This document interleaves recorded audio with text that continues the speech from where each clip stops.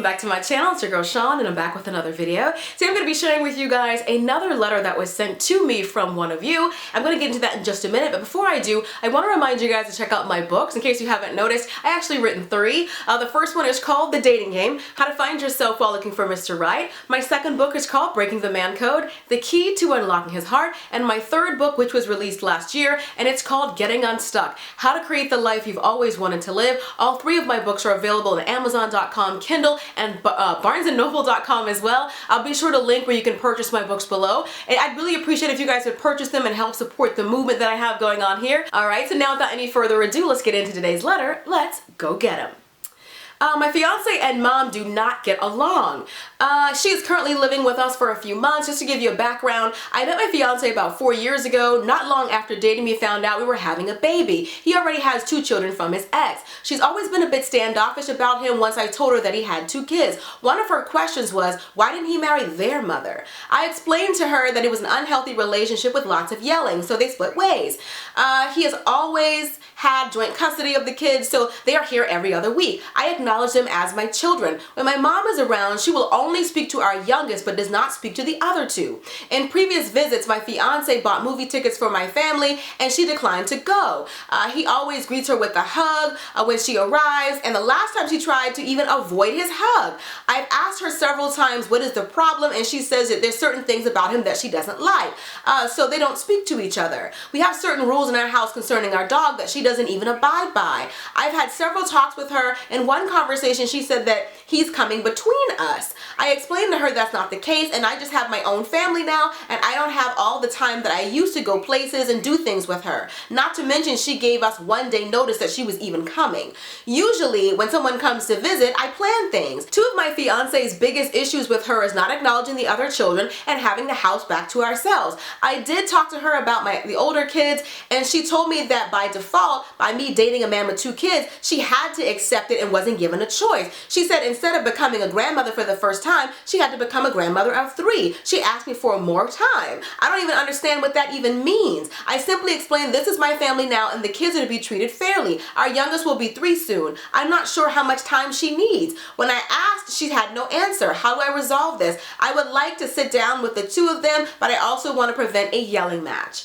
Now, this situation is a doozy.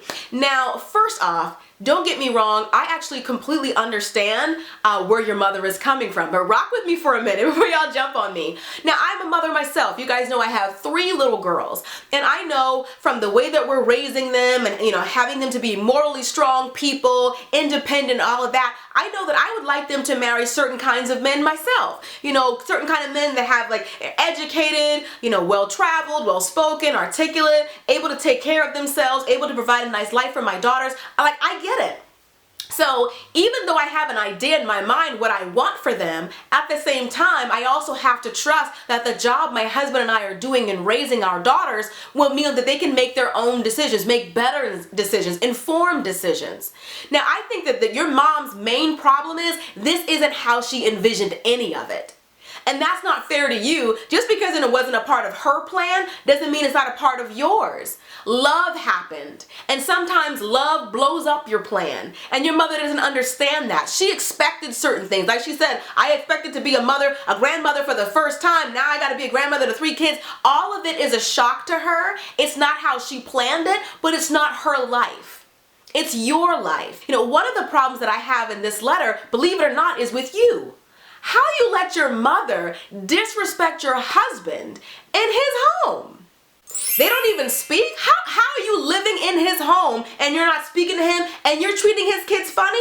Your husband has a legitimate gripe with you. Now, don't get me wrong, your mother is wrong, and she's definitely played a hand in all of this turning out the way that it has, but also so have you for not putting your foot down sooner. For saying, okay, Mom, I love you, and if you need a place to stay, I would be more than happy to do that, but there are some conditions. And those conditions are, no matter how you feel about my husband, you will respect him. Because it doesn't matter if that's the man that you would have chosen for me, that's the man that I've chosen for myself. You will respect his house. The fact that you've allowed your mother to ignore this man's children that you say that you love like your own, To disrespect his home, like your mother is doing too much and she's only getting away with it because you haven't put your foot down. It's so much harder, and all it will do is further complicate their relationship if he has to be the one to check her. Because then it'll be like, and then she'll say, see, I told you I didn't like him, because who comes and tells somebody's mother? This is your job. It's your responsibility. It's like I told you guys before, in my marriage with my husband, if I have an issue with his family or anything like that, that's his responsibility to talk to them. Because it's his family. He knows how to talk to them. It's easier for them to forgive him and all that if they don't like what's being said. But you never want to have your husband have to go in there and fix a situation with your family. I feel like you've let it go for so long that you've caused the situation to get worse. I definitely feel like this is a situation where you're going to have to take control of it. Your husband is actually a sweetheart for allowing somebody to live in his home. He must love you an awful lot. That's what, to allow this woman, who is the grandmother to one child, ignore the other two?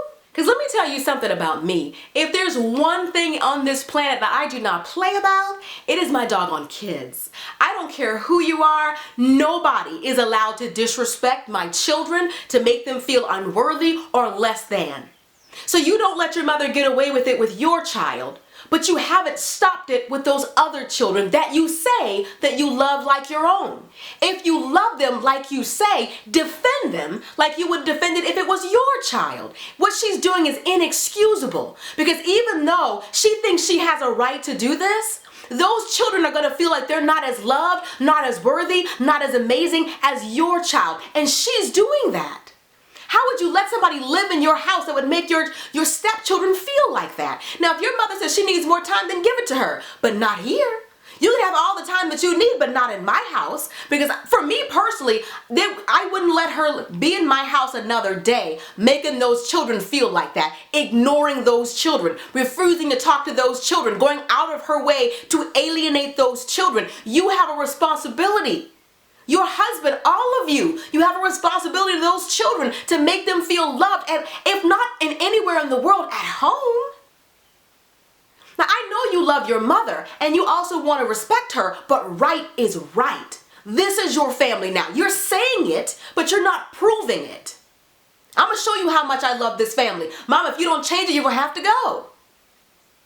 You can pray about it. You can ask God to give you what to say and how to say it, but your mother doesn't have a problem coming in between your relationship, because she doesn't care if it works or it doesn't work. Your mother, she knows that she's causing a strain in your marriage, but she doesn't care. There are some parents who don't care. If they think it's for your own good, if they think they're doing what's right. She doesn't care if your marriage falls apart, but you do. Fight for your marriage. There should be no one who can come between your marriage. When you do your vows, it says forsaking all others, and that means her. The Bible doesn't say forsaking everybody but mom, forsaking everybody but dad, forsaking everybody but, no, her too. If you love your family, fight for it. Stand up for it against anyone, even if that someone is your own mother. You say you love these children, but you're allowing somebody to sit right there and ignore them while she plays with the other. What kind of messages do you think that's sending to those children?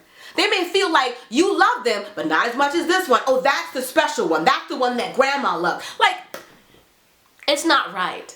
And it's not fair to those children. If you love your family, fight for it, stand up for it to anyone. You are biblically right in saying forsaking all others. Mother, you can stay, but it's under certain conditions. You will not disrespect my husband in his own home. You will not ignore these children. If you need time, that's fine, but you won't take it here. If you're ignoring them, then you've got to go. Now, I love you, but that doesn't mean that I'm going to let everything that you do fly. I love you, but not... what you're doing is you're showing that you love the mother more than you love any of the rest of them, because you're letting her get away with disrespecting everyone in that house. That should anybody who disrespects my husband, don't even think about talking to me. You disrespect my kids, you better be prayed up. I'm serious. No. That's how I feel about my family, and that's how you should feel about yours. Should nobody be able to disrespect that family.